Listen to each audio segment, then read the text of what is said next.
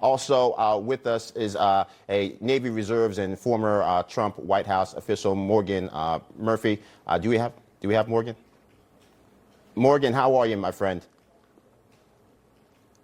Very well, thank you. How are you? All right. Well, glad to have you here. So we did hear from Professor Pate. We have a lively discussion, as always, here on Sunday Agenda. But what is your perspective here? Obviously, we have Iran trying to flex their muscle, or whatever is left of it, saying that the new supreme leader is in good health, saying that they're getting ready to resume their attacks on U.S. assets. And yet, to me, I see in the background the death by 1,000 paper cuts slowly beginning to build on the coalition that Iran needs in order to get through this period.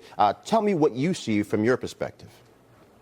Well, you're absolutely right. I think there have been 1,000 paper cuts and a lot more love taps from the administration. And so Iran is getting very close to, I think, the breaking point. You see that with them dumping oil right into the Gulf. An oil well is like a cow. You can't turn it off. You got to keep milking it. And it's really threatening their entire economy. So they're not selling oil to China right now. They're not selling oil to anyone. Their regime is in tatters. Their military is in tatters. Their navy is at the bottom of the Gulf there. And so they can do only one thing, and that is make threats. And so I think you're absolutely right. It's part of a much bigger chess game that the administration is playing. If you've read Strategy of Denial by Bridge Colby, Elbridge has worked with him in the U.S. Senate when I worked for Tommy Tuberville. And Bridge Colby is one of the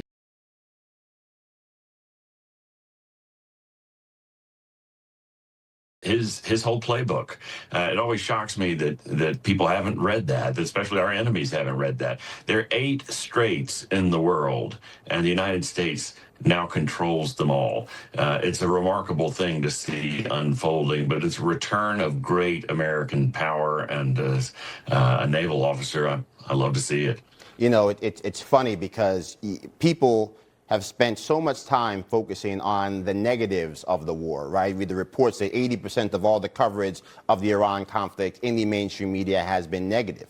And yet, to me, you see all the breadcrumbs. I see a conscious decision to start with Venezuela before you ended up going into Iran, knowing that you needed to effectively make that oil-producing nation a captured actor on the global stage to make sure that they could not be backstopping Iran, backstopping China, continuing to work with ghost fleets to ferry Russian oil and their own oil to our adversaries. So it seems to me that is everything going to be perfect? No, there's no such thing as a perfect war. But if you're looking at the timeline of events, it seems to me that America is well positioned to continue to do the things that have leverage over Iran and place pressure on the Chinese Communist Party and puts them in a position where they might be less inclined to come to Iran's aid. No, that's absolutely right. I think you've got the perfect perspective on it, and it is just a matter of asserting American dominance, which we have not done for decades. We have fought the snake, and we've tried to cut off its tail in Afghanistan. We've tried to, knife it in the belly in Iraq, but we didn't really hit the head.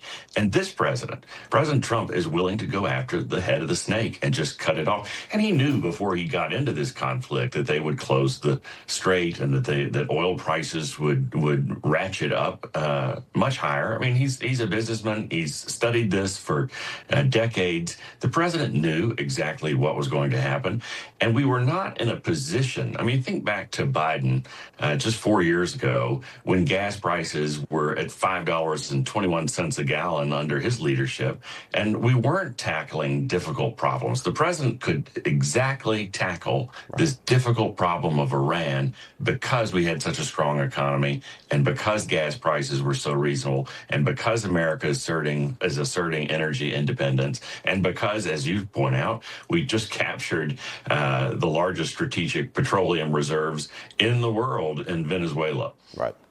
Absolutely. U.S. Navy Reserves Captain Morgan Murphy, thank you so much, my friend. God bless, and looking forward to talking to you again soon. Thank you for having me.